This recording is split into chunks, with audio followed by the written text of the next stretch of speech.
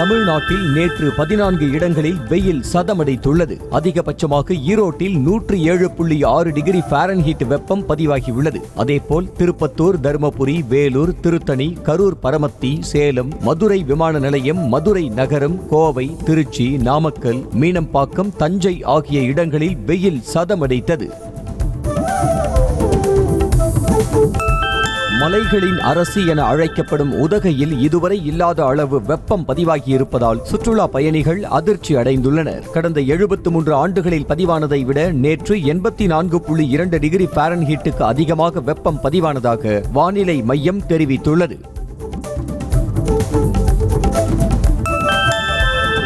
கேரள மாநிலம் கோட்டயத்தில் இதுவரை இல்லாத அளவாக ஏப்ரல் மாதத்தில் அதிகபட்சமாக 101.3 டிகிரி ஃபாரன்ஹீட் வெப்பம் பதிவாகியுள்ளது. கடந்த 2020ஆம் ஆண்டு ஏப்ரல் 3ஆம் தேதி கோட்டயத்தில் அதிகபட்சமாக 100.94 டிகிரி ஃபாரன்ஹீட்டாக வெப்பநிலை பதிவாகியிருந்தது. அது தற்போது முறியடிக்கப்பட்டுள்ளது. சிட்டி என பெயர் பெற்ற பெங்களூருவில் 38 டிகிரி செல்சியஸை தாண்டி வெப்பம் பதிவாகியுள்ளது. கடந்த 8 ஆண்டுகளில் பதிவான இரண்டாவது அதிகபட்ச வெப்பநிலை என தெரிவிக்கப்பட்டுள்ள நிலையில் ஏப்ரல் மாதத்தில் மட்டும் 10 நாட்கள் வெப்பநிலை 37 டிகிரி செல்சியஸை தாண்டி பதிவாகியுள்ளது.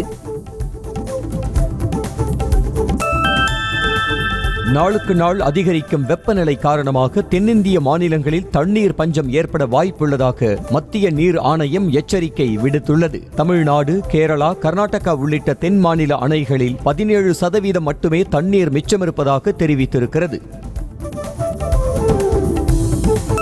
அதிக வெப்பத்தில் வெளியில் செல்லும் மக்கள் வெளிர் நிற பருத்தி ஆடைகளை அணிய வேண்டும் என இந்திய வானிலை ஆய்வு மையம் அறிவுறுத்தியுள்ளது. இது தொடர்பாக வெளியிட்டுள்ள அறிக்கையில் குழந்தைகள், முதியவர்கள் மற்றும் நோயாளிகள் வெளியில் செல்வதை தவிர்க்க வேண்டும் என வலியுறுத்தியுள்ளது.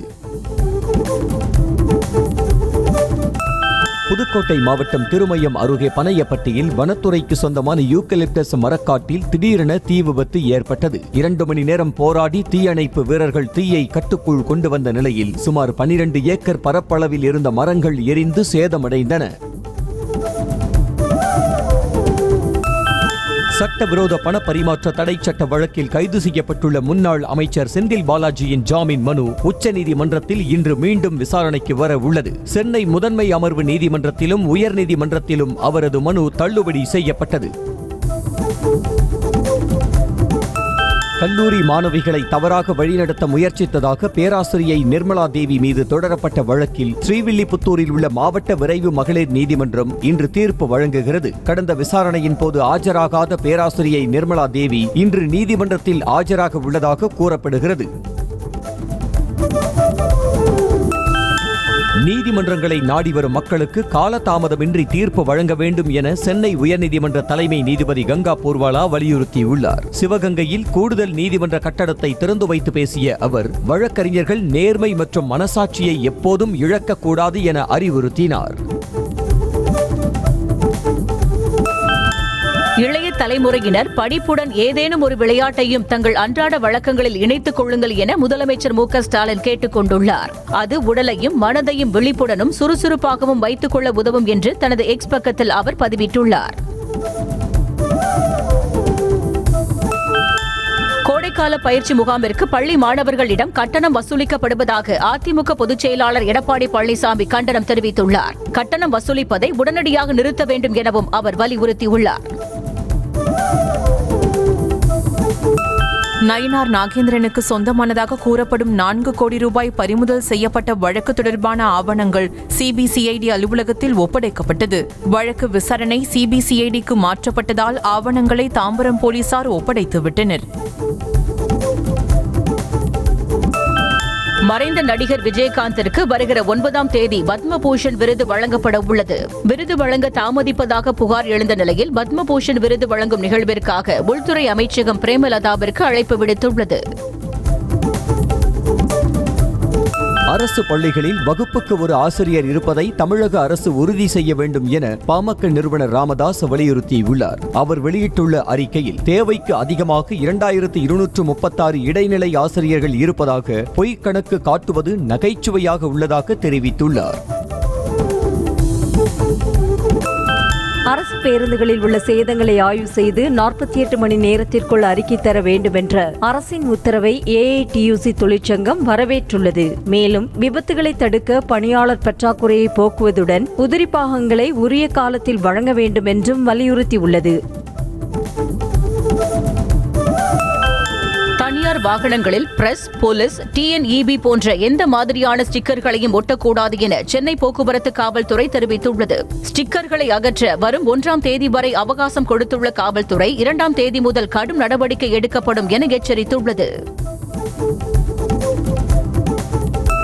கர்நாடகா மாநிலம் சாம்ராஜ் நகர் தொகுதிக்குட்பட்ட இண்டிகானந்தா கிராமத்தில் உள்ள ஒரு வாக்குச்சாவடியில் மட்டும் இன்று மறு வாக்குப்பதிவு நடைபெறுகிறது. இரு பிரிவினரிடையே ஏற்பட்ட மோதலில் வாக்கு இயந்திரங்கள் சேதமடைந்ததால் 26ஆம் தேதி நடந்த வாக்குப்பதிவு ரத்து செய்யப்பட்டது.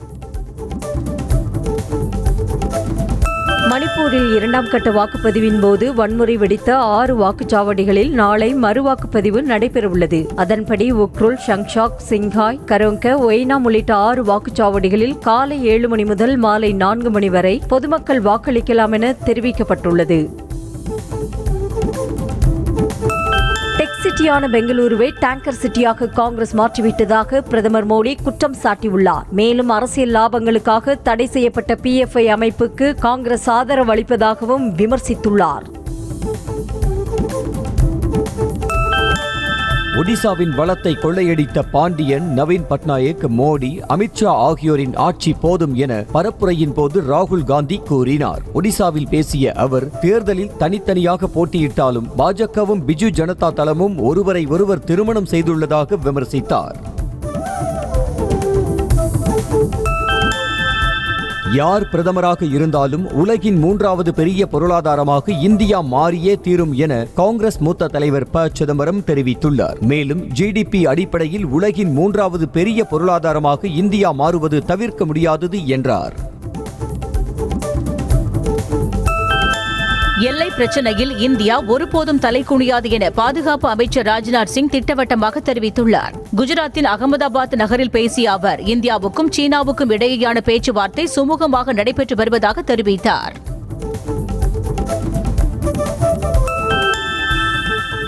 நாட்டின் பிரதமர் இவ்வளவு பொய் பேசுவது நல்லதல்ல என மேற்கு வங்க முதலமைச்சர் மமதா பானர்ஜி விமர்சித்துள்ளார். மால்டாவில் நடைபெற்ற பொதுக்கூட்டத்தில் பேசிய அவர், பாஜக அளவுக்கு திருடர்களை கொண்ட எந்த அரசியல் கட்சியும் இந்தியாவில் உருவாகவில்லை என கடுமையாக சாடினார். தான் வேறெந்த கட்சியிலும் சேரப்போவதில்லை என டெல்லி காங்கிரஸ் தலைவர் பதவியை ராஜினாமா செய்த அரவிந்தர் சிங் லவ்லி திட்டவட்டமாக தெரிவித்தார். மேலும் மக்களவை தேர்தலில் சீட்டு ஒதுக்காததால் பதவியை ராஜினாமா செய்ததாக வெளியான தகவலுக்கு மறுப்பு தெரிவித்தார்.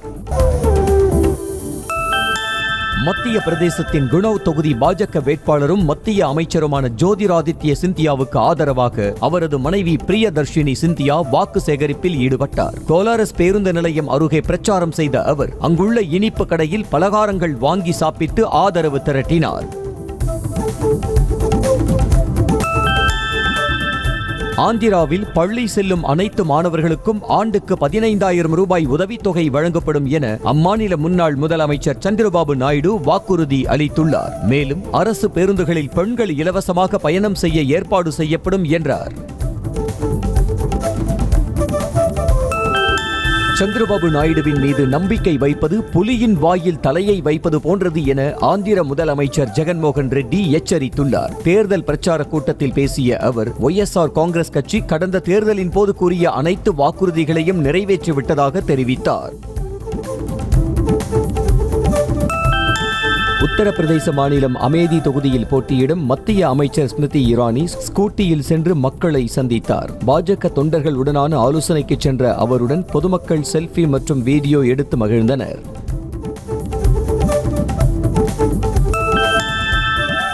மத்திய பிரதேசத்தின் குவாலியர் தொகுதி பாஜக வேட்பாளர் பரத் சிங் குஷ்வாகாவிற்கு ஆதரவாக முன்னாள் முதலமைச்சர் சிவராஜ் சிங் சௌஹான் வாக்கு சேகரித்தார். ரோட் ஷோ மூலம் ஆதரவு திரட்டியவர் மீது பூக்களை தூவியும் மாலை அணிவித்தும் தொண்டர்கள் உற்சாக வரவேற்பு அளித்தனர். பஞ்சாபின் லூதியானா தொகுதி ஆம் ஆத்மி வேட்பாளர் அசோக் பராஷர் பாப்பியை ஆதரித்து அம்மாநில முதலமைச்சர் பகவந்த் மான் வாக்கு சேகரித்தார். ரோட் ஷோ மூலம் ஆதரவு திரட்டிய முதலமைச்சருக்கு வழி நெடுகிலும் திரண்ட தொண்டர்கள் ஆரவாரம் எழுப்பி உற்சாக வரவேற்பு அளித்தனர். திகார் சிறையில் அடைக்கப்பட்டுள்ள டெல்லி முதலமைச்சர் அரவிந்த் கெஜ்ரிவாலை இன்று நேரில் சந்திக்க அவரது மனைவி சுனிதா கெஜ்ரிவாலுக்கு சிறை நிர்வாகம் அனுமதி மறுத்துள்ளதாக ஆம் ஆத்மி குற்றம் சாட்டியுள்ளது. இது தொடர்பாக திகார் சிறை அதிகாரிகளிடமிருந்து எந்தவித மறுப்பு கருத்தும் தெரிவிக்கப்படவில்லை. முன்னாள் பிரதமர் தேவேகவுடாவின் பேரனும் ஹசன் தொகுதி மதச்சார்பற்ற ஜனதா தள வேட்பாளருமான பிரஜ்வல் ரேவண்ணா மீது பாலியல் வழக்கு பதிவு செய்யப்பட்டுள்ளது. தன்னை மிரட்டி பாலியல் ரீதியாக துன்புறுத்தியதோடு ஆபாச வீடியோ எடுத்ததாக பெண் அளித்த புகாரின் பேரில் போலீசார் நடவடிக்கை மேற்கொண்டுள்ளனர். இந்தியாவில் பாஜகவை போன்றுதான் ஆப்கானிஸ்தானில் தலிபான்கள் அதிகாரம் செய்து கொண்டிருப்பதாக கூறிய பகுஜன் சமாஜ் கட்சி தலைவர் மாயாவதியின் மருமகன் ஆகாஷ் ஆனந்த் மீது உத்தரப்பிரதேச போலீசார் வழக்கு பதிவு செய்துள்ளனர். பாஜக அளித்த புகாரின் பேரில் அவர் மீது 5 பிரிவுகளில் வழக்கு பதிவு செய்யப்பட்டுள்ளது. அஸ்ஸாம் முதலமைச்சர் ஹிமந்த பிஸ்வ சர்மா கொட்டும் மழையில் நடனமாடி வாக்கு சேகரித்தார். கோக்ரஜ்ஹார் தொகுதியில் நடைபெற்ற பிரச்சார கூட்டத்தில் மழை குறுக்கிட்ட போதிலும் அவர் விடாமல் உரையாற்றினார். ஒரு கட்டத்தில் மழையில் நனைந்தவாறே முதலமைச்சர் நடனமாட அங்கு கூடியிருந்தவர்களும் நடனமாடி ஆரவாரம் செய்தனர்.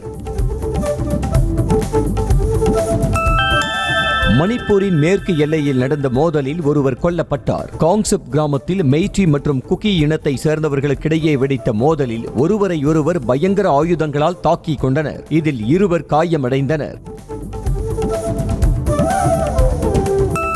மகாதேவ் சூதாட்ட செயலி வழக்கில் பாலிவுட் நடிகர் சாஹில் கானை மும்பை சைபர் கிரைம் சிறப்பு விசாரணை குழுவினர் கைது செய்தனர். இவ்வழக்கு தொடர்பாக மேலும் சிலரை கைது செய்ய அதிகாரிகள் திட்டமிட்டிருப்பதாக தகவல் வெளியாகியுள்ளது.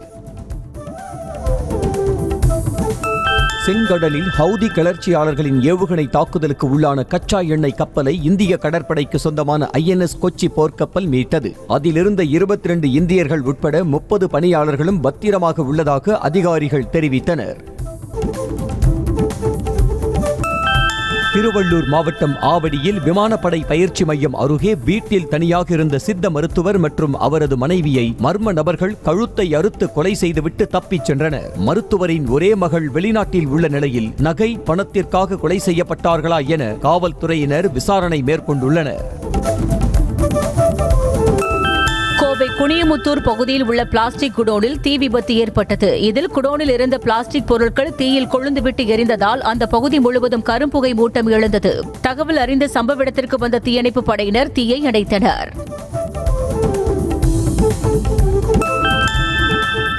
சென்னை அடுத்த நெடுங்குன்றம் ஊராட்சி கவுன்சிலர் வீட்டின் முன்பு நாட்டு வெடிகுண்டுகள் வீசிய வழக்கு தொடர்பாக ஒருவர் கைது செய்யப்பட்டார். அதிமுக கவுன்சிலர் முத்துப்பாண்டி நடத்தி வரும் உணவகத்திற்கு அருகில் உள்ள அவரது வீட்டின் முன்பு 2 நாட்டு வெடிகுண்டுகளை வீசிவிட்டு மர்ம நபர்கள் தப்பிச் சென்றனர். புதுச்சேரி முதலியார்பேட்டை சுற்றியுள்ள பகுதிகளில் பாலியல் தொழில் செய்து தலைமறைவாக இருந்த ரவுடி ஐயப்பன் கோவாவில் கைது செய்யப்பட்டான். பல்வேறு பகுதிகளில் கடந்த பிப்ரவரி மாதம் போலீசார் நடத்திய சோதனையில் 5 பேர் கைது செய்யப்பட்ட நிலையில் தற்போது பின்னணியாக செயல்பட்ட நபரும் கைது செய்யப்பட்டுள்ளான். கோவை மாவட்டம் வெள்ளையங்கிரி மலையில் உள்ள சிவலிங்கம் கோயிலுக்கு சென்ற திருவள்ளூர் மாவட்டத்தைச் சேர்ந்த பக்தர் ஒருவர் மலையேறும் போது மூச்சு திணறல் ஏற்பட்டு உயிரிழந்தார். ஒரே மாதத்தில் 9 பேர் உயிரிழந்த நிலையில் இதனை தடுக்க நடவடிக்கை எடுக்க வேண்டும் என பக்தர்கள் கோரிக்கை விடுத்தனர். புதுக்கோட்டை புதிய பேருந்து நிலையம் அருகே பாழடைந்து கிடக்கும் அரசு ஊழியர் குடியிருப்பு பின்புறம் கொட்டப்பட்டிருந்த மரக்கழிவுகளில் திடீரென தீ விபத்து ஏற்பட்டது. கொழுந்துவிட்டு எரிந்த தீயை அருகில் உள்ள வணிக வளாகத்திற்கு பரவாமல் தடுத்து தீயணைப்பு வீரர்கள் அணைத்தனர்.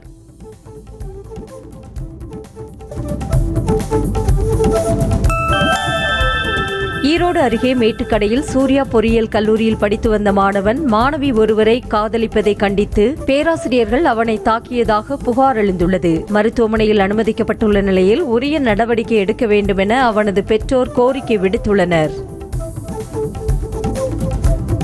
காரைக்கால் நேபாளில் இருந்து 57 பயணிகளை ஏற்றிக்கொண்டு கேரளா நோக்கி சென்ற யுனிவர்சல் என்ற ஆம்னி சொகுசு பேருந்தில் ஏசி பழுதானதால் மூச்சு திணறல் ஏற்பட்டு பயணிகள் கூச்சலிட்டதால் சாலையில் நிறுத்தப்பட்டது. நாகை தாண்டி சென்றபோது நள்ளிரவில் பேருந்தை ஓட்டுநர் நிறுத்தியதால் பயணிகள் சிரமத்திற்கு ஆளாகினர்.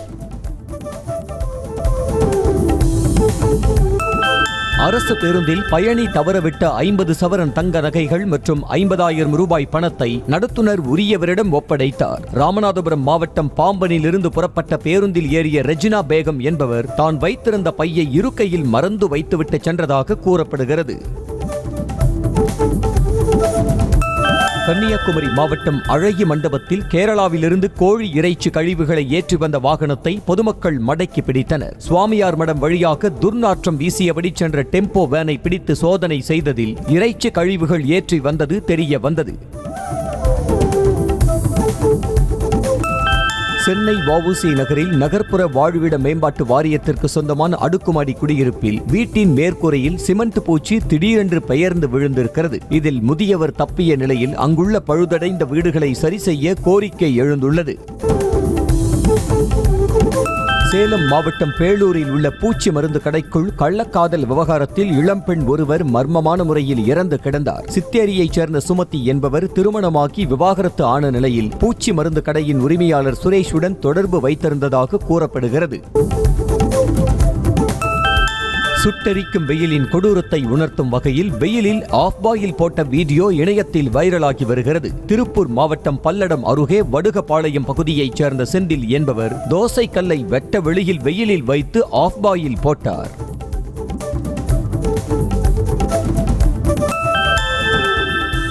சென்னை உத்தண்டியில் டிஆர்ஏ கட்டுமான நிறுவனத்தின் சார்பில் நடைபெற்ற தமிழ் புத்தாண்டு திருவிழாவிற்கு வருகை தந்த வாடிக்கையாளர்களுக்கு அந்நிறுவன இயக்குனர் ரஞ்சித் ராத்தவ் பரிசுகள் வழங்கி சிறப்பித்தார். இந்நிறுவனம் ஒவ்வொரு ஆண்டும் வாடிக்கையாளர்களை வரவழைத்து உணவு மற்றும் பரிசுகள் வழங்கி மகிழ்வித்து வருகிறது. நீலகிரியில் மெக்கவ வில்லா உணவகத்தில் சாப்பிட சென்றபோது அங்கிருந்த சாஸ் பாட்டிலில் புழு இருந்ததாக நடிகர் விஜய் விஸ்வா புகார் தெரிவித்துள்ளார். இதனை வீடியோ எடுத்து சமூக வலைதளங்களில் வெளியிட்டுள்ள அவர், சுற்றுலா செல்பவர்கள் இதுபோன்ற உணவகத்தில் சாப்பிடும்போது கவனமாக இருங்கள் என எச்சரித்தார்.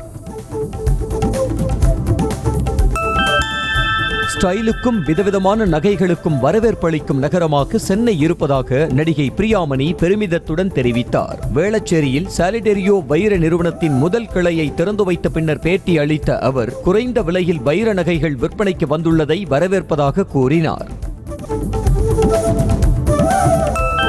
ராஜஸ்தான் மாநிலம் கோட்டாவில் நீட் நுழைவுத் தேர்வுக்கு பயிற்சி பெற்று வந்த உத்தரப்பிரதேச மாணவியை காணவில்லை என காவல் நிலையத்தில் புகார் அளிக்கப்பட்டுள்ளது. ஏப்ரல் 21ஆம் தேதி தேர்வு எழுதுவதற்காக பயிற்சி மையத்திற்கு சென்ற திருப்தி சிங் என்பவர் அதன் பின்னர் தங்கும் விடுதிக்கு திரும்பவில்லை என புகார் அளிக்கப்பட்டுள்ளது. ஆண்களை குச்சியால் அடித்து விரட்டும் வினோத திருவிழா ராஜஸ்தான் மாநிலம் ஜோத்பூரில் நடைபெற்றது. திங்கரா கபார் என்று அழைக்கப்படும் இந்த திருவிழாவில் கையில் சிக்கிய ஆண்களை எல்லாம் துரத்தி குச்சியால் அடித்து பெண்கள் விளையாடினர். லண்டன் மேயர் தேர்தலில் இந்திய வம்சாவளி தொழிலதிபர் தருண் குலாட்டி போட்டியிடுகிறார். தற்போதைய மேயரும் பாகிஸ்தான் வம்சாவளியைச் சேர்ந்த சாதிக் கான் உட்பட 12 பேரை எதிர்த்து சுயேட்சையாக களம் காணுகிறார். லண்டன் மேயர் தேர்தலுக்கான வாக்குப்பதிவு மே 2ஆம் தேதி நடைபெற உள்ளது. சீனாவில் வீட்டில் வளர்க்கப்பட்ட பூனை சமையலறையில் இண்டக்ஷன் குக்கரை எதிர்பாராத விதமாக ஆன் செய்ததால் தீ விபத்து ஏற்பட்டது. இந்த விபத்தில் வீட்டில் இருந்த சுமார் 11 லட்சம் ரூபாய் மதிப்பிலான பொருட்கள் எரிந்து நாசமான நிலையில் பூனைக்கும் காயம் ஏற்பட்டது. அமெரிக்காவைச் சேர்ந்த ஒரு ஜோடி அமேசானில் வாங்கிய பொருளை ரிட்டர்ன் செய்தபோது எதிர்பாராத விதமாக தாங்கள் வளர்த்த பூனையை பெட்டியில் வைத்து அனுப்பிய சம்பவம் அரங்கேறியுள்ளது. இருப்பினும் பெட்டியில் இருந்த அந்த பூனை 6 நாட்களுக்கு உணவு மற்றும் தண்ணீர் ஏதும் இல்லாமல் உயிர் பிழைத்துள்ளது.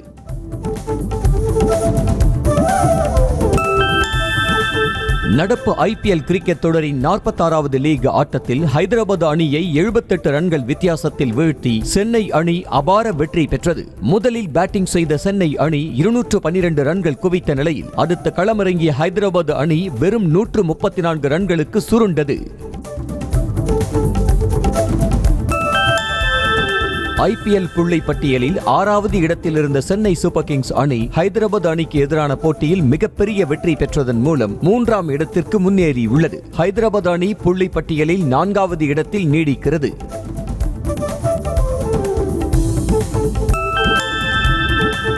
ஹைதராபாத் அணிக்கு எதிரான போட்டியில் 2 ரன்களில் சதத்தை தவறவிட்டதன் மூலம் ஐபிஎல் வரலாற்றில் புதிய சாதனையை படைக்கும் முயற்சியை சென்னை கேப்டன் ருத்துராஜ் கெய்க்வாட் தவறவிட்டார். ஒருவேளை அவர் சதம் அடித்திருந்தால் ஐபிஎல் வரலாற்றில் அடுத்தடுத்து சதமடித்த முதல் கேப்டன் என்ற பெருமையை பெற்றிருப்பார். சன்ரைசர்ஸ் ஹைதராபாத்துக்கு எதிரான ஐபிஎல் லீக் போட்டியில் சென்னை சூப்பர் கிங்ஸ் அணி வீரர் டேரில் மிச்சல் 5 கேட்சுகளை பிடித்து அசத்தியுள்ளார். இதன் மூலம் ஐபிஎல்லில் ஒரே போட்டியில் அதிக கேட்ச் பிடித்த முகமது நபியின் சாதனையை அவர் சமன் செய்துள்ளார். ஐபிஎல் தொடரில் குஜராத் அணிக்கு எதிரான ஆட்டத்தில் பெங்களூரு அணி 9 விக்கெட் வித்தியாசத்தில் அபார வெற்றி பெற்றது. முதலில் விளையாடிய குஜராத் அணி 200 ரன்கள் குவித்த நிலையில் பின்னர் களமிறங்கிய பெங்களூரு அணி 16வது ஓவரிலேயே வெற்றி இலக்கை எட்டியது. குஜராத் அணிக்கு எதிரான ஆட்டத்தில் அதிரடியாக விளையாடி ரன் குவிப்பில் ஈடுபட்ட பெங்களூரு அணி வீரர்கள் வில் ஜாக்ஸ் மற்றும் விராட் கோலி வெற்றிக்கு வித்திட்டனர். 41 பந்துகளை எதிர்கொண்ட வில் ஜாக்ஸ் 10 சிக்சர்களை விளாசி 100 ரன்களை குவித்த நிலையில் விராட் கோலி 70 ரன்கள் எடுத்தார். நடப்பு ஐபிஎல் கிரிக்கெட் தொடரில் 500 ரன்களை கடந்த முதல் வீரர் என்ற சாதனையை பெங்களூரு வீரர் விராட் கோலி படைத்துள்ளார். வெறும் 10 போட்டிகளில் விளையாடி அவர் 501 ரன்களை குவித்துள்ளார். அதோடு அதிக ரன்களை அடித்த வீரருக்கு வழங்கப்படும் ஆரஞ்சு கேப்பும் கோலியிடமே உள்ளது குறிப்பிடத்தக்கது.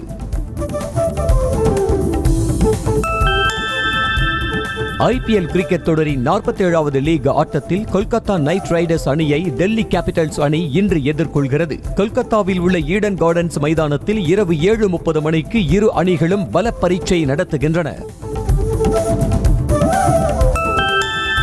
ஸ்ட்ரைக் ரேட் மற்றும் ஸ்பின்னர்களை தாம் சரியாக எதிர்கொள்ளவில்லை என்று பேசுபவர்கள் பற்றி கவலைப்பட போவதில்லை என பெங்களூரு வீரர் விராட் கோலி தெரிவித்துள்ளார். குஜராத் அணிக்கு எதிரான வெற்றிக்கு பின்னர் பேசிய அவர் தாம் அணிக்காகவும் ரசிகர்களுக்காகவும் மட்டுமே விளையாடுவதாக கூறினார். சென்னை சூப்பர் கிங்ஸ் வீரர் MS தோனியின் புதிய சிகை அலங்கார புகைப்படங்கள் இணையத்தில் வைரலாகி வருகின்றன. ஹைதராபாத் அணிக்கு எதிரான ஐபிஎல் போட்டிக்கு முன்னர் சாமுராய் பாணியில் போனிடெயில் வைத்திருந்த அவரின் புகைப்படத்தை CSK நிர்வாகம் பகிர்ந்திருக்கிறது. நாமக்கல்லில் நடைபெற்ற மாநில அளவிலான ஆணழகன் போட்டியில் திரளானோர் கலந்து கொண்டு தங்களது கட்டுமஸ்தான உடலை காட்டி பார்வையாளர்களை கவர்ந்தனர். Tamil Nadu amateur body building association சார்பில் நடைபெற்ற இந்த போட்டியில் 100க்கும் மேற்பட்டோர் பங்கேற்றனர். கமல்ஹாசனின் இந்தியன் 2 படத்தின் பிரம்மாண்ட இசை வெளியீட்டு விழா வரும் மே 16ஆம் தேதி சென்னை நேரு உள் விளையாட்டு அரங்கில் நடைபெற உள்ளதாக தகவல் வெளியாகியுள்ளது. அதோடு மே முதல் வாரத்தில் படத்தின் ஃபர்ஸ்ட் சிங்கிள் வெளியாக உள்ளதாகவும் கூறப்படுகிறது. சிவகார்த்திகேயன் தயாரித்துள்ள குரங்கு பெடல் படத்தின் ட்ரெய்லர் இன்று வெளியாகும் என படக்குழு அறிவித்துள்ளது. கமல் கண்ணன் இயக்கியுள்ள இப்படத்தில் ஜிப்ரான் இசையமைத்துள்ளார். இந்த திரைப்படம் வரும் 3ஆம் தேதி திரையரங்குகளில் வெளியாகிறது. சித்தா பட இயக்குனர் அருண்குமார் இயக்கத்தில் உருவாகி வரும் வீரதீர சூரன் படத்தில் நடிகர் விக்ரம் 3 வேடங்களில் நடிப்பதாக தகவல் வெளியாகியுள்ளது. ஏற்கனவே வெளியான படத்தின் அறிமுக டீசரில் விக்ரம் கிராமத்து கேங்ஸ்டர் கதாபாத்திரத்தில் தோன்றும் காட்சிகள் இடம்பெற்றிருந்தன. இசையமைப்பாளர் அனிருத் அடுத்தபடியாக ஆஸ்திரேலியாவில் இசை கச்சேரி நடத்த இருப்பதாக அறிவித்துள்ளார். பல்வேறு நாடுகளிலும் தொடர்ந்து இசை கச்சேரிகளை நடத்தி வரும் அனிருத் அடுத்த 2 வாரங்களில் ஆஸ்திரேலியாவில் தனது கான்சர்ட் நடக்க இருப்பதாக வீடியோ வெளியிட்டு அறிவித்துள்ளார். முத்த காட்சிகள் இருந்ததால் பல படங்களில் நடிக்க மறுத்துவிட்டதாக பிரபல நடிகை மிருனால் தாக்கூர் தெரிவித்துள்ளார். நெருக்கமான காட்சிகளில் நடிப்பதை தாமும் விரும்பியதில்லை, தமது பெற்றோரும் ஏற்கவில்லை என கூறிய அவர், ஆனால் ஒரு நடிகராக அதற்கு தயாராக இருக்க வேண்டும் என கூறியுள்ளார். கைதி படத்தை போலவே விஜய் தேவரகுண்டாவின் 12வது படத்தை பாடல்களே இல்லாத படமாக உருவாக்க படக்குழு திட்டமிட்டிருப்பதாக தகவல் வெளியாகியுள்ளது. விறுவிறுப்பான கதைக்களத்திற்கு பாடல்கள் தேவைப்படாததால் இந்த முடிவெடுக்கப்பட்டுள்ளதாக சொல்லப்படுகிறது.